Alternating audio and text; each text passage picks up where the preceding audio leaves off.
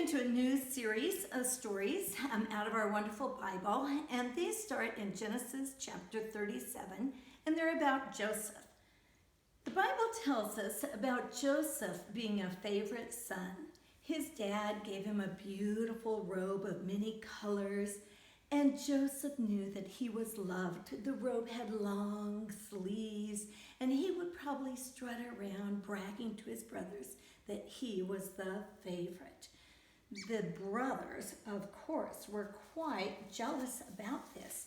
There were 12 brothers in this family. Can you imagine having that many brothers in your family?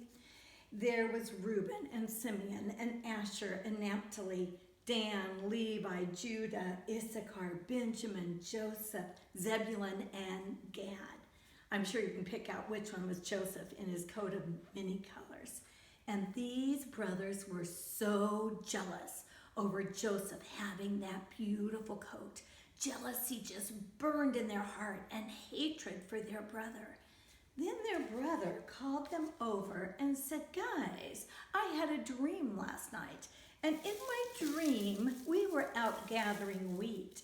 And as we worked out in the field, your sheaves of wheat started bowing down to my sheaves of wheat." Well, you can imagine that just built more hatred and jealousy in the brothers. "Do you think we're going to bow down to you, Joseph?" Another day he called and he goes, "Guys, come over here. I had another dream. In my dream, the sun and the moon and all the stars were bowing down to me." And again, that anger, that jealousy built up in their heart. Well, the one day their dad sent Joseph off on a journey to take lunch to his brothers. And when they saw Joseph coming, they said, "Here comes that dreamer. Let's get rid of him." So they took Joseph and they lowered him down into a well. Can you imagine how Joseph was feeling as he was going down into that well? There were probably spiders down there. It was dark down there, cobwebs, other bugs, maybe some smelly water. And he had no idea if they were going to leave him there till he died. But the brothers saw a caravan of merchants coming, and so they decided they would take Joseph out, and they sold their brother. They sold him as a slave for only 20 pieces of silver. Can you imagine selling your own brother for 20 pieces of silver? And off Joseph went. He had no idea what was become of him. He was going to be a slave.